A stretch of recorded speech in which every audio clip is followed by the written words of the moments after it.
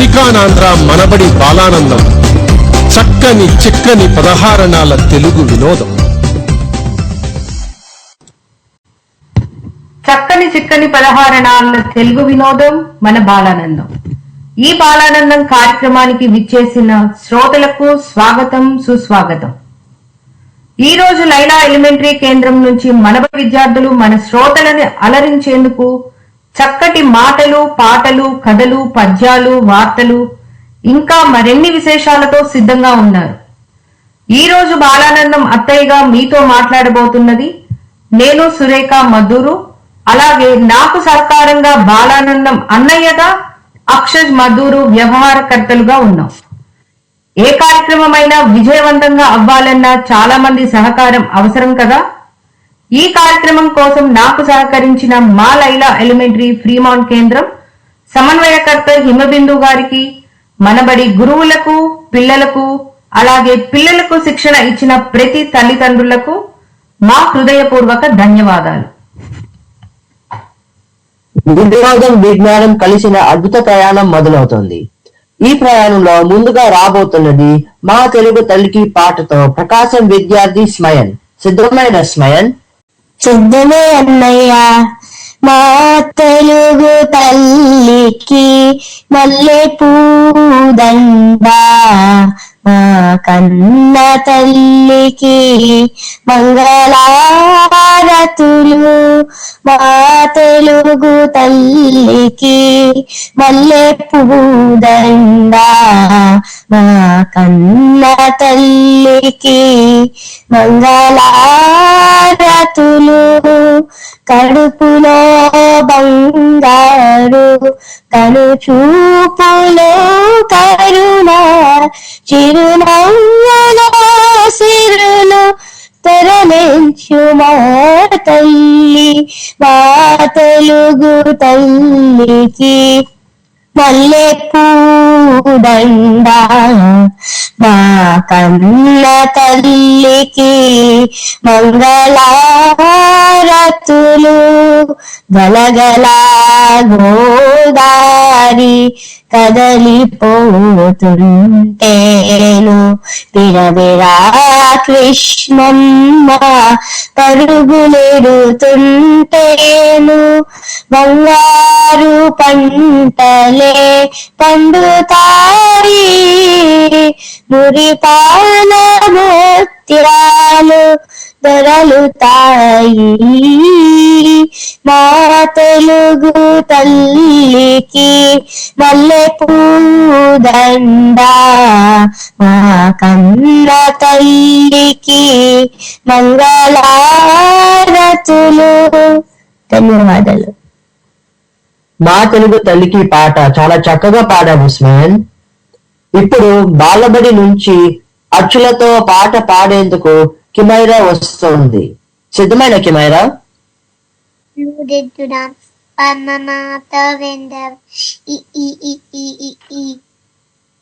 ఈలు చదువుదాం, ఈశ్వరుని కలుద్దాం,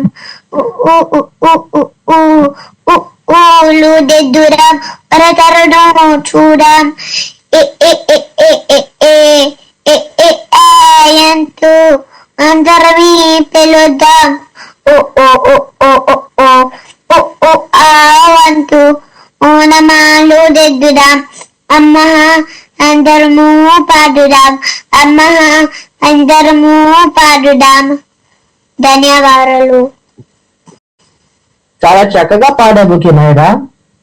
అలాగే ఇప్పుడు వారాల పాట పాడుతాడు అంటూ ప్రసూన విద్యార్థి ధృవ వచ్చేస్తున్నాడు.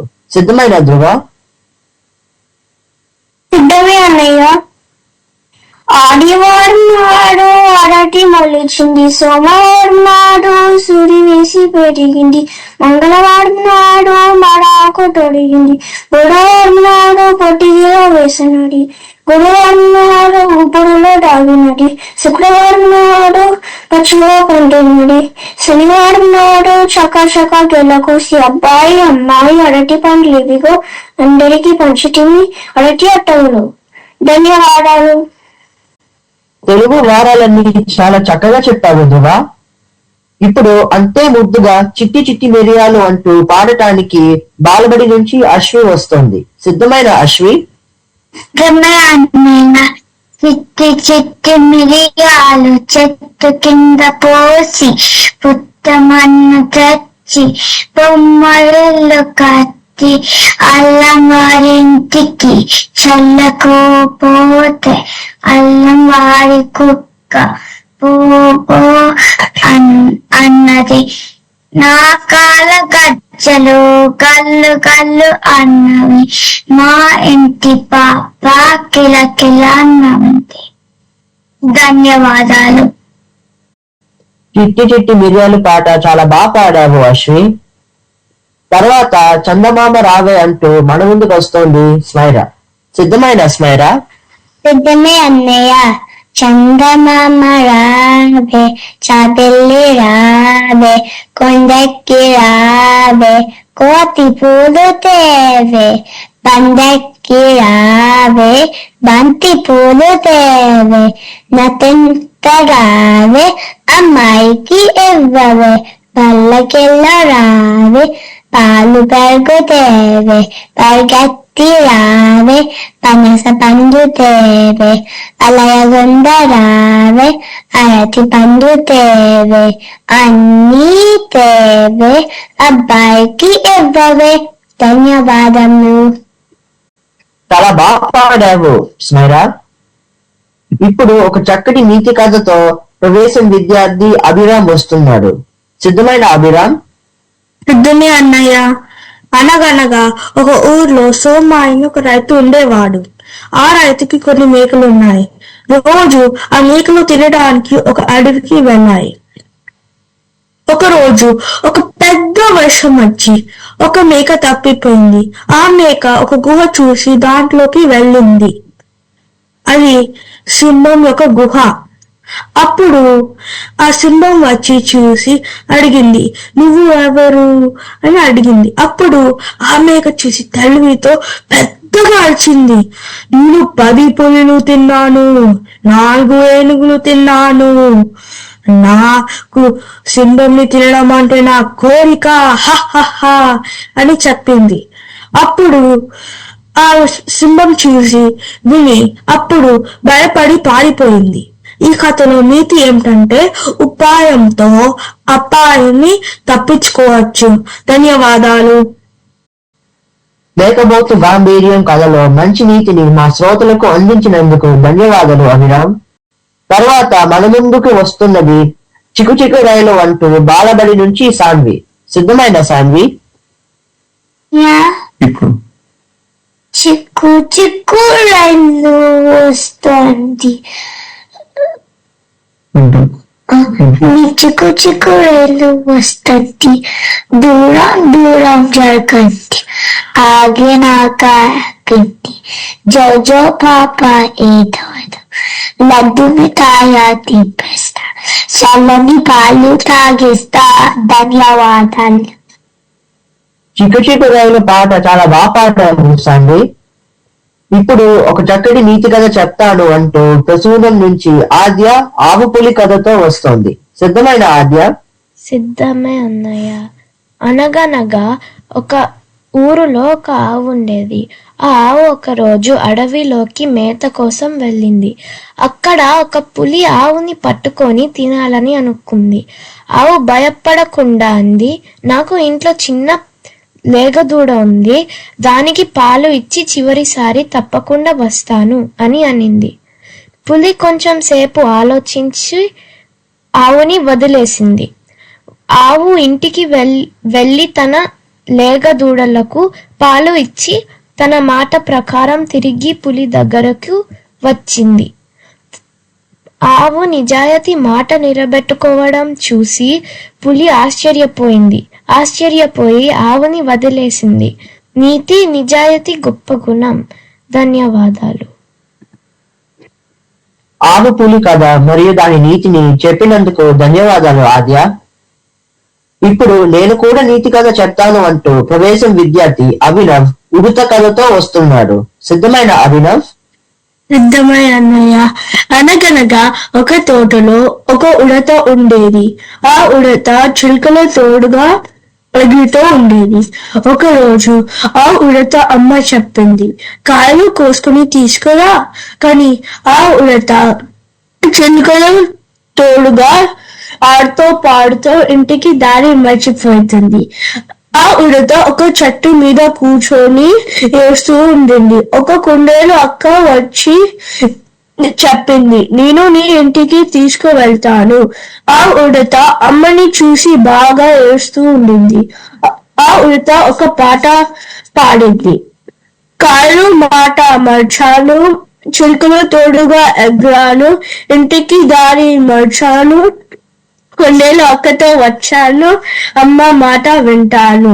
ఈ కథలో నీతి ఏంటంటే పెద్దవాళ్ళు మాట వినాలి. ధన్యవాదాలు. ఉడత కథ చాలా బాగా చెప్పావు అభినవ్. ఇప్పుడు గుమ్మాడమ్మ గుమ్మాడి అంటూ ప్రవేశం విద్యార్థి వేదాంత్ వస్తున్నాడు. సిద్ధమైన వేదాంత్? సిద్ధమే అన్నయ్య. గుమ్మాదమ్మ గుమ్మారి, ఆకులు వేసింది గుమ్మారి, పువ్వులు పూసింది గుమ్మారి, పండ్లు పండినమ్మ గుమ్మారి, అందులో ఒక పండు గుమ్మారి, అచ్చెక్కుని పండు గుమ్మారి, ఆ పండు ఎవరమ్మ గుమ్మారి, నా చిట్టి తండ్రమ్మ గుమ్మారి. ధన్యవాదాలు. గుమ్మాడమ్మ గుమ్మాడి పాట చాలా చక్కగా పాడాము వేదాంత్. తర్వాత మన తెలుగు రాష్ట్రాలు నేను చాలా సులువుగా చెప్తాను అంటూ ప్రసూనం విద్యార్థి ఆన్య వస్తుంది. సిద్ధమైన ఆన్య? సిద్ధమే అన్నయ్య. భారతదేశంలో తెలుగు భాష ఆంధ్రప్రదేశ్ మరియు తెలంగాణ రాష్ట్రాలలో మాట్లాడుతారు. ఆంధ్రప్రదేశ్ మొదటిలో మద్రాస్ ప్రెసిడెన్సీ అనే ఒక పెద్ద రాష్ట్రంలో ఒక భాగంగా ఉండేది. 1953 అక్టోబర్ 1 నాడు ఆంధ్రప్రదేశ్ అవతరించింది. తెలంగాణ రాష్ట్రం 2014 జూన్ 2న 29వ రాష్ట్రంగా అవతరించింది. తెలుగు కళలలో కర్ణాటక సంగీతం, హరికథ, బుర్రకథ ముఖ్యమైనవి. అలాగే నన్నయ్య, తిక్కన, ఎర్ర ప్రగడ గొప్ప తెలుగు కవులు. ధన్యవాదాలు. రాష్ట్రాల గురించి, ఆ రాష్ట్రాల్లో ఉన్న ప్రముఖ కవుల గురించి చాలా బాగా చెప్పావు ఆన్య.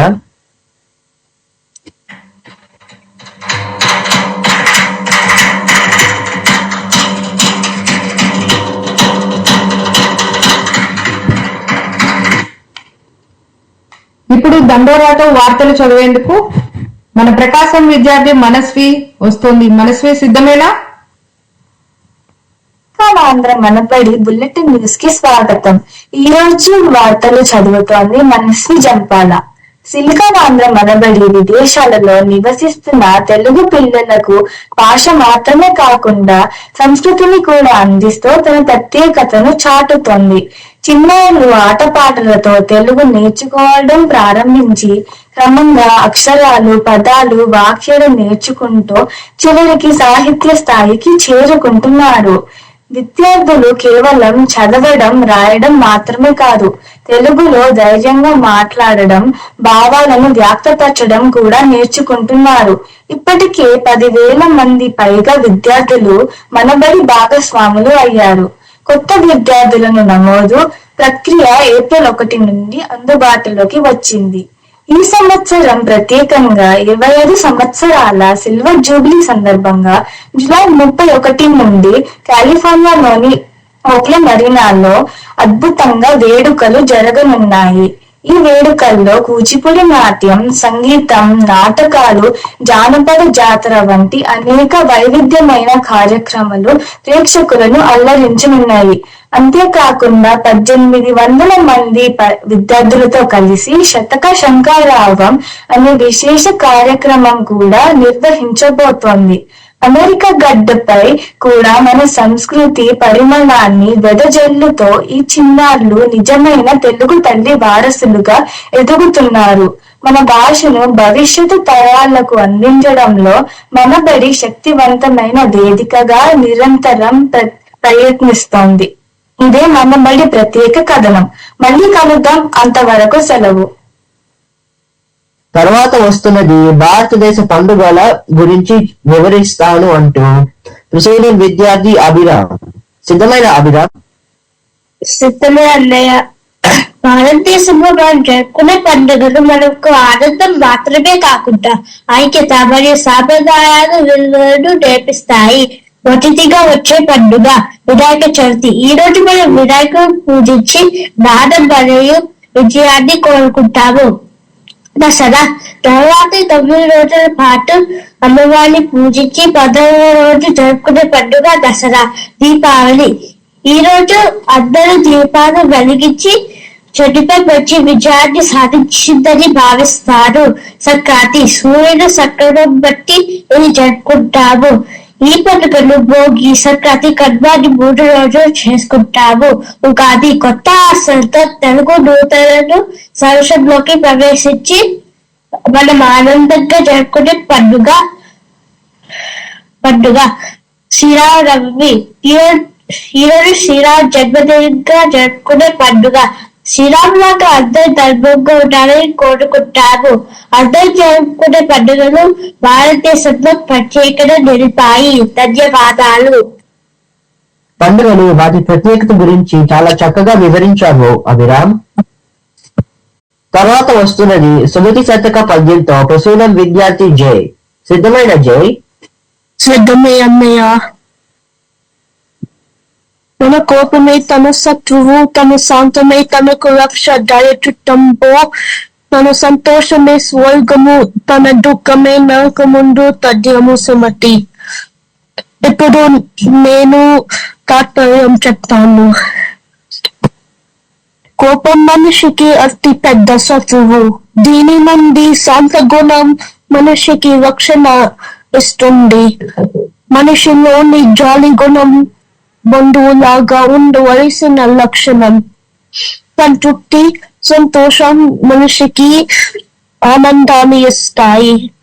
అసంతృప్తి, దుఃఖం మనిషికి చికాకు వస్తాయి. శాంతం, జాలి గుణం కలిగి ఉండటం మంచి లక్షణాలు అని ఓ మంచి బుద్ధి గల మనిషి తెలుసుకో. ధన్యవాదములు. పద్యం తాత్పర్యం చాలా బాగా చెప్పావు జై. తర్వాత వేమన గారి పద్యం చెప్తానంటూ ప్రసూనం విద్యార్థి తరుషి వస్తుంది. సిద్ధమైన తరుషి? సిద్ధమయ్య అన్నయ్య. గంగి గోగు పాలు కరచదైన చాలు, కరుబదైన ఏమి కరువు పాలు, భక్తి కలుగు గురు భక్తిదైన చాలు, విశ్వదాభిరామ వినురవేమ. ఈ పద్యం సారాంశం చెప్తాను. ఆవు పాలు గరిటెదైన చాలు, కరువు నింద గాడిద పాలు, ఆవు పాలుకి సాటి రావు. అలాగే ప్రేమతో కొంచెం అన్నం ఇస్తే తినేవారికి సంతృప్తిగా ఉంటుంది. ధన్యవాదాలు. గంగి గోపు పాలు పద్యము తాత్పర్యము చాలా బాగా చెప్పావు తరుషి. ఇప్పుడు పంచతంత్ర కథలతో ప్రసూనం విద్యార్థి అర్జున్ దీప్ వస్తున్నాడు. సిద్ధమైన అర్జున్ దీప్? అనగనగా ఒక అడవిలో తోడేలు ఉంది. ఆ తోడేలు రోజు అడవిలో ఉన్న జంతువుల్ని తిని ఆకలి తీర్చుకున్నది. కొన్నిసార్లు దానికి అసలు ఆహారం దొరికేదే కాదు. అప్పుడు ఆ అడవికి దగ్గరలో ఉన్న గ్రామానికి వెళ్ళి అక్కడ మేకల్ని దొంగిలించి చంపి తినేవాడు. అక్కడున్న గ్రామస్తులకి అసలు మేకలు ఎలా మాయమవుతున్నాయో తెలిసేది కాదు. ఇదంతా ఒక కోతి గమనిస్తూ ఉండేది. ఆ తోడేలు రోజు కోతికి మేకల్ని ఎలా దొంగలిస్తున్నాడో వివరించి చెప్పేవాడు. ఒక రోజు గ్రామస్తులకి మేకలు ఎలా మాయమవుతున్నాయో తెలుసుకోవాలనిపించింది. అప్పుడు ఆ మేకల్ని కాపలా కాశాడు. కానీ ఆ రోజే కోతికి తోడేలు ఎలా దొంగిలిస్తున్నాను చూడాలనిపించింది. ఇప్పుడు తోడని నన్ను కూడా తీసుకెళ్తావా అని అడిగితే తోడలు సరే ఈ రాత్రే తీసుకెళ్తాను సిద్ధంగా ఉండు అని చెప్పాను. ఆ రాత్రే తోడేలు ఇంకా కోతి బయలుదేరారు. తోడేలు ఇంకా కోతి చేరాక తోడేలు దొంగలిస్తున్నప్పుడు దొరికిపోయాడు. అప్పుడు తోడేలు దొంగ అని తోడేలు ఇంకా కోతిని గట్టిగా కొట్టాడు. అప్పుడు కోతి నన్నెందుకు కొడుతున్నావు, తోడేలు కదా దొంగలిస్తూ ఉండేది, వదిలేయండి అని ప్రాధాయపడింది. ఇప్పుడు గ్రామస్తులు నువ్వు తోడేలతో పాటు ఉత్సాహంగా వచ్చావు, నిన్ను వదిలేయాలి అని ఇంకా గట్టిగా కొట్టాడు. ఈ కథలో మనం తెలుసుకోవాల్సిన నీతి ఏమిటంటే చెడ్డ వాళ్ళతో సాహసం చేయవద్దు, దీని వలన మనం నష్టపోతాం. ధన్యవాదాలు. ఈ మంచి నీతిని మా శ్రోతలకు అందించినందుకు ధన్యవాదాలు అర్జున్ దీప్. ఇప్పుడు అష్టదిక్కుల గురించి వివరిస్తాను అంటూ ప్రసూనం విద్యార్థి సిద్ధార్థ్ వస్తున్నాడు. సిద్ధమైన సిద్ధార్థ్? సిద్ధమే అన్నయ్య. అష్టదిక్కులు ఏమంటే 8 దిక్కులు, వాటిలో 4 దిక్కులు 4 మూలలు. ముందుగా దిక్కులు నేర్చుకుందాం. 4 దిక్కులు ఏమంటే తూర్పు, పడమర, ఉత్తరం మరియు దక్షిణం. మరి మూలలు ఏమంటే ఈశాన్యం, ఆగ్నేయం, నైరుతి మరియు వాయవ్యం. కాలిఫోర్నియాని వెస్ట్ కోస్ట్ అంటాం కదా, అంటే కాలిఫోర్నియా అమెరికాకి పడమర దిక్కున ఉంది అని అర్థం. సన్ రైజెస్ ఇన్ ఈస్ట్ అంటాం కదా, అంటే సూర్యుడు తూర్పున ఉదయిస్తాడు అని అర్థం. ఇప్పుడు మీకు ఒక ప్రశ్న, మీ ఇంటి వాకిలి ఏ దిక్కులో ఉంది చూడండి. ధన్యవాదాలు. అష్టదిక్కుల గురించి నేర్పించినందుకు ధన్యవాదాలు సిద్ధార్థ్. ఇప్పుడు మన భారతదేశ చరిత్ర, దాని గొప్పతనాన్ని చెప్పటానికి ప్రకాశం విద్యార్థి చాణక్య వస్తున్నాడు. సిద్ధమైన చాణక్య? ఆనందయ్య, భారతదేశం ఆసియా ఖండంలో ఉన్న ఒక పెద్ద ప్రజాస్వామ్య దేశం. 1947 ఆగస్టు 15న స్వాతంత్ర్యం పొందింది మన భారతదేశం. ప్రపంచంలోనే జనాభాలో అగ్రస్థానంలో ఉంది. ఉత్తరాన మంచుతో కప్పబడిన హిమాలయాల నుండి దక్షిణాన హిందూ మహాసముద్రం వరకు విస్తరించి ఉన్న మన భారతదేశం భిన్నత్వంలో ఏకత్వానికి నిదర్శనం. మన దేశ సంస్కృతి, సాంప్రదాయాలు, వింతలు మరియు అద్భుతాల సమాహారం. తాజ్ మహల్, హంపి, రాయప్ప దేవాలయం, కోనార్క్ సూర్య దేవాలయం వంటి అత్యంత ముఖ్యమైన నిర్మాణ కట్టడాలు మన దేశ సంస్కృతి మరియు చారిత్ర గొప్పతనాన్ని అద్దం పెడతాయి.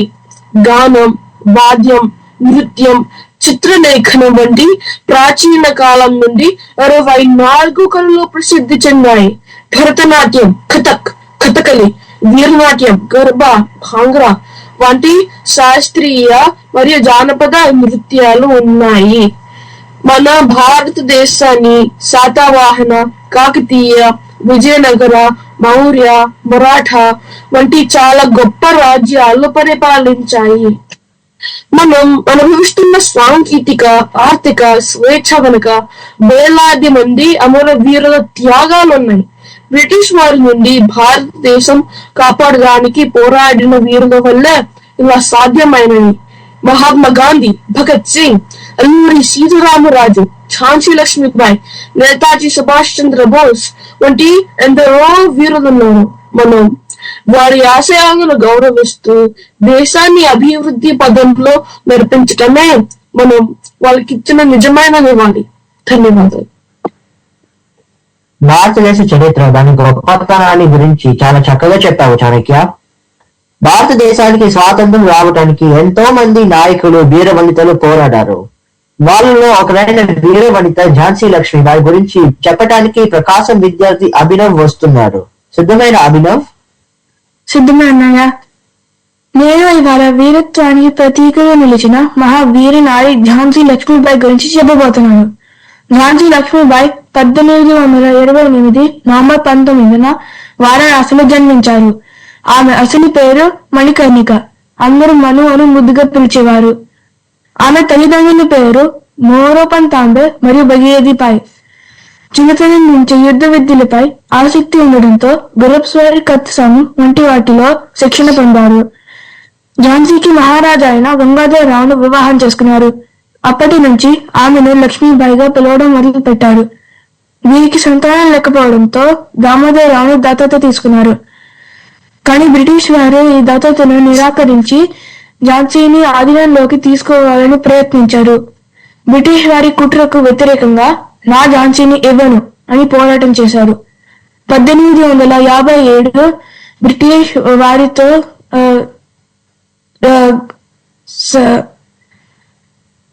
భారత స్వాతంత్ర్య సంగ్రామంలో బ్రిటిష్ వారితో పోరాడిన అత్యంత ధైర్య సాహసాలు కలిగిన రాణి లక్ష్మీబాయి. గ్వాలియర్లో జరిగిన యుద్ధంలో బ్రిటిష్ వారితో పోరాడుతూ 1858 జూన్ 18న లక్ష్మీబాయి వీరమరణం పొందారు. భారత స్వాతంత్ర్య సమరంలో ఆమెను వీరవనితగా, అలాగే మహిళా సాధికారతకు, దేశభక్తికి గొప్ప ఉదాహరణగా భారత చరిత్రలో నిలిచిపోయారు. ధన్యవాదములు. ఝాన్సీ లక్ష్మీబాయి గురించి చాలా బాగా చెప్పారు అభినవ్. ఇప్పుడు ప్రముఖ స్వాతంత్ర సమరయోధుడు ఆయన మన జాతిపిత మహాత్మా గాంధీ గురించి చెప్పటానికి ప్రకాశం విద్యార్థి చరణ్ వస్తున్నాడు. సిద్ధమైన చరణ్? సిద్ధమేనయ్యా. ఈ రోజు నేను మన జాతిపిత మహాత్మా గాంధీ గురించి చెప్తున్నాను. ఆయన అసలు పేరు మోహన్ దాస్ కరమ్చంద్ గాంధీ. 1869 అక్టోబర్ 2న గుజరాత్ లోని పోర్బందర్ లో జన్మించారు. ఆయన తల్లిదండ్రుల పేర్లు కరమ్చంద్ గాంధీ మరియు పుత్లీబాయ్. రవీంద్రనాథ్ ఠాగూర్ గారు ఆయనను మహాత్మా అని పిలిచేవారు. అప్పటి నుంచి అందరూ ఆయనను మహాత్మా గాంధీగా పిలవడం మొదలు పెట్టారు. ఆయన సత్యం మరియు అహింస అనే ఆయుధాలతో బ్రిటిష్ పాలనకు వ్యతిరేకంగా పోరాడారు. సహాయ నిరాకరణ ఉద్యమం, ఉప్పు సత్యాగ్రహం, క్విట్ ఇండియా వంటి ఉద్యమాల ద్వారా ప్రజలను ఏకం చేసి 1947లో భారతదేశానికి స్వాతంత్ర్య తీసుకురావడంలో కీలక పాత్ర పోషించారు. స్వాతంత్ర్య పోరాట సమయంలో ఆయన ఇచ్చిన డోర్ అనే నినాదం దేశ ప్రజల్లో ఎంతో స్ఫూర్తిని నింపింది. అందుకే భారతీయులు ఆయనకు ఇచ్చిన బిరుదు జాతిపిత. 1948 జనవరి 30వ తేదీ ఢిల్లీలోని బిర్లా నివాసం వద్ద గాడ్సే చేతిలో హత్యకు గురయ్యారు. గాంధీజీ చెప్పిన సత్యం మరియు అహింస మార్గాలు నేటికి ప్రజలకు ప్రేరణ ఇస్తున్నాయి. ధన్యవాదాలు. మహాత్మా గాంధీ ఆయన చేసిన గొప్ప పనుల గురించి చాలా చక్కగా వివరించారు చరణ్. తర్వాత భారతదేశంలో ప్రసిద్ధి చెందిన ఏటి కొప్పాక బొమ్మలు, అలాగే కొండపల్లి బొమ్మలు గురించి వివరించడానికి ప్రకాశం విద్యార్థి శ్రేయ వస్తోంది. సిద్ధమైన శ్రేయ? సిద్ధమే అన్నయ్య. తెలుగు రాష్ట్రాలలో చాలా బొమ్మలు ఉంటాయి. అవి కొండపల్లి బొమ్మలు, ఏటికొప్పాక బొమ్మలు, ఇంకా టెరకోట బొమ్మలు. ఇవాళ నేను కొండపల్లి ఇంకా ఏటికొప్పాక బొమ్మల గురించి చెబుతాను. కొండపల్లి ఆంధ్రప్రదేశ్ లోని కృష్ణా జిల్లాలో ఉన్న ఒక పట్టణం. అక్కడ కొండపల్లి బొమ్మలు తయారు చేస్తారు. కొండపల్లి బొమ్మలు 400 ఏళ్ల నాటి కళ. ఈ బొమ్మలు తల పోనికి అనే చెక్కతో తయారు చేస్తారు. ఆ చెక్క చాలా తక్కువ బరువు ఉంటుంది, ఇంకా చెక్కటానికి సులభంగా ఉంటుంది. కళాకారులు ఒక్కో బొమ్మని చాలా శ్రద్ధతో, ఏకాగ్రతతో చెక్కుతారు. అవి చెక్కిన తరువాత రంగులు వేస్తారు. ఈ బొమ్మలు ఎక్కువ దేవుడి బొమ్మలు, జంతువులు, పక్షులు, ఎద్దుల బండి, ఇంకా దశావతారాలు చేస్తారు. ఈ బొమ్మలని బొమ్మల కొలంలో పెడతారు. ఏటికొప్పాక బొమ్మలు ఆంధ్రప్రదేశ్ విశాఖపట్నంలో చేస్తారు. ఈ బొమ్మలు పిల్లలు ఆడుకోవడానికి ఇంకా అలంకరణ వస్తువులు లాగా ఉంటాయి. ఈ బొమ్మలు అంకుడు అని చెక్కతో చేస్తారు. ఈ బొమ్మలకి రంగులు లాక్ అనే పదార్థంతో వేస్తారు. సహజ రంగులు వాడుతారు, అందుకే పిల్లలు ఆడుకోవచ్చు. మనము అందరము ఈ బొమ్మలు కొని మన కళాకారులని ప్రోత్సహిద్దాము. ప్లాస్టిక్ వాడకుండా చెక్కని వాడుదాము. ప్రకృతిని కాపాడుదాము. ధన్యవాదాలు. వీటి కొప్పాక బొమ్మలు, కొండపల్లి బొమ్మలు గురించి చాలా బాగా వివరించాడు శ్రేయ. ఇప్పుడు భారతదేశంలో ప్రసిద్ధమైన నదుల గురించి వివరించడానికి ప్రకాశం విద్యార్థి ఆదిత్య వస్తున్నాడు. సిద్ధమైన ఆదిత్య? సిద్ధమే అన్నయ్య. భారతదేశం ఒక ఉపఖండము, ఆసియా ఖండంలోని ఒక భాగము. భారతదేశ ఉత్తరం దిక్కున హిమాలయ పర్వతాలు ఉన్నాయి. తూర్పు దిక్కున బంగాళాఖాతం, పశ్చిమ దిక్కున అరేబియా సముద్రం, దక్షిణ దిక్కున హిందూ మహాసముద్రం ఉన్నాయి. భారతదేశంలో ఎన్నో పెద్ద నదులు, వాటికి ఉపనదులు ఉన్నాయి. నదులన్నీ సముద్రంలో కలుస్తాయి. నదులను బంగాళాఖాతంలో కలిసే నదులు, అరేబియా సముద్రంలో కలిసే నదులుగా రెండుగా విభజించవచ్చును. బంగాళాఖాతంలో కలిసే నదులు ముఖ్యమైనవి మహానది, గోదావరి, కృష్ణ, కావేరి, బ్రహ్మపుత్ర నది, ఇంకా గంగా నది. అరేబియా సముద్రంలో కలిసే నదులలో సింధు నది, నర్మదా నది, తపతి నది ముఖ్యమైనది. పెద్ద నదుల నుండి పాయగా చీలి ప్రవహించే నదులు ఉపనదులు అంటారు. యమున, గోమతి, పెన్నా, సబరి, తుంగభద్ర మొదలైనవి ఉపనదులు. ఈ నదులను భారతదేశంలో ప్రజలకు తాగునీటిని, పంటలు పండించేందుకు ఇంకా అనేక అవసరాలకు చాలా ఉపయోగకరంగా ఉంటున్నాయి. ధన్యవాదాలు. భారతదేశంలో ప్రసిద్ధమైన నదుల గురించి వివరించినందుకు ధన్యవాదాలు ఆదిత్య. ఇప్పుడు అంతే ఉత్సాహంతో పరమానందయ్య శిష్యులు కథని హాస్యంగా సంభాషించడానికి ప్రస్తుతం విద్యార్థులు అనిత మరియు శ్రియ వస్తున్నారు. సిద్ధమైన మీ ఇద్దరు? అందరికీ నమస్కారం. నా పేరు అన్విత. నేను శ్రియ. ఇవాళ మనము ఒక సరదాగా కథ చెప్పబోతున్నాము. ఆ కథ పరమానంద గారు శిష్యుడు. పరమానంద గారు చాలా మంచి ఆయన. ఆయన చాలా సహనంగా ఉండే ఆయన. కానీ ఆయన శిష్యులు ఎట్లా ఉంటారో తెలుసా అన్విత? అవునవును, వాళ్ళ శిష్యులు మాత్రం చాలా అమాయకులు. కొన్నిసార్లు వాళ్ళు అజ్ఞానంగా సరదాగా తప్పులు చేసేవారు. అందుకే వాళ్ళ కథలు వినేదానికి చాలా హాస్యంగా ఉంటాయి. ఒకరోజు ఏమిటో తెలుసా శ్రేయ? ఏమైంది? పరమానంద శిష్యులు గారికి మొత్తం 12 మంది శిష్యులు ఉన్నారు. ఒకరోజు వాళ్ళు కట్టెల కోసం అడవికి వెళ్లారు. తిరిగి వచ్చినప్పుడు వాగు దాటాల్సి వచ్చింది. ఇప్పుడేమైందో నాకు తెలుసు. ఏమైంది? ఒకరు పట్టుకొని శిష్యులు వాగుని దాటారు. చక్కగా పరమానంద గారిని కలిశారు. కాదు కాదు, ఇక్కడే అసలు మలుపు ఉంది. శిష్యులు అందరూ వాగు దాటారో లేదో అందరినీ లెక్క పెట్టారు. కానీ 11 మంది వచ్చారు. అలా అయితే ఒక శిష్యుడు వాగులో పడిపోయారేమో. ఎలా మరి? అయ్యా శ్రియ, అది కాదు. శిష్యులందరూ వాగు దాటారు, కానీ 11 మంది వచ్చారు. ఎలా? ఓ అదా. అయితే శిష్యులు వాళ్ళు లెక్క పెట్టకుండా మిగతా వాళ్ళని లెక్క పెట్టారు. అందుకే లెక్క తప్పు వచ్చింది. అమ్మయ్య, సరిగా చెప్పావు. శిష్యులు పరమానంద గారికి దగ్గరికి వెళ్ళి వాళ్ళ పొరపాటున తెలుసుకున్నారు. అప్పుడు అందరూ నవ్వుకున్నారు. చివరికి అదే కథ జరిగింది. అవునవును, చూసారా? శిష్యులు చేసిన పొరపాటు మీకు నవ్వొచ్చిందా? ధన్యవాదాలు. ఇద్దరు కూడా పరమానందయ్య శిష్యుల కథని భలే హాస్యంగా చక్కగా చెప్పారు. చివరికి మన బాలానందం కార్యక్రమాన్ని ముగించడానికి జనగణమన గేయంతో ప్రకాశం విద్యార్థి సాన్వి వస్తుంది. సిద్ధమైన సాన్వి? జనగణమన అధినాయక జయ హే భారత భాగ్య విధాత పంజాబ్ సింధు గుజరాత్ మరాఠా. I did.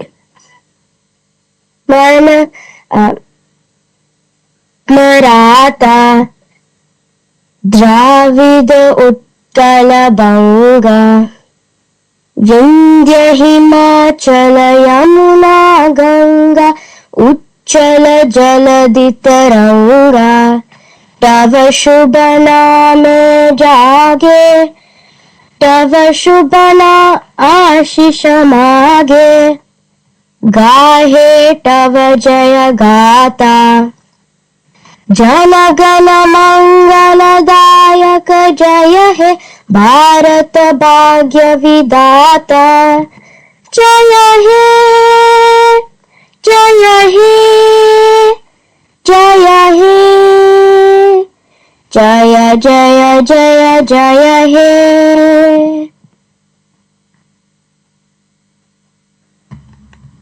ఇంతటితో ఈ రోజు మా బాలానంద కార్యక్రమం ముగింపు దశకు వచ్చింది.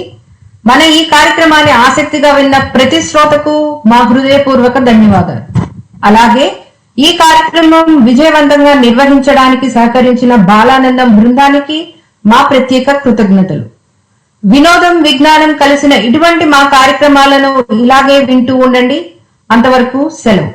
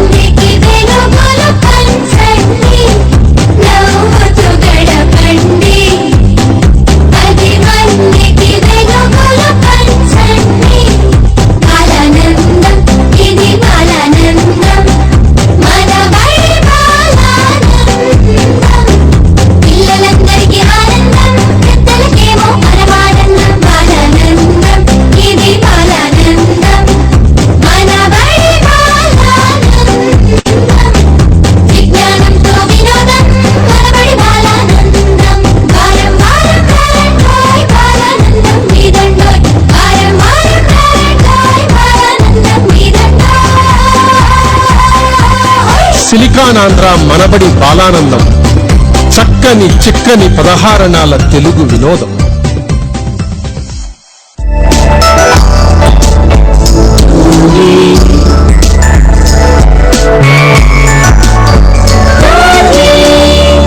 తెలుగువారి ఆత్మీయ వారధి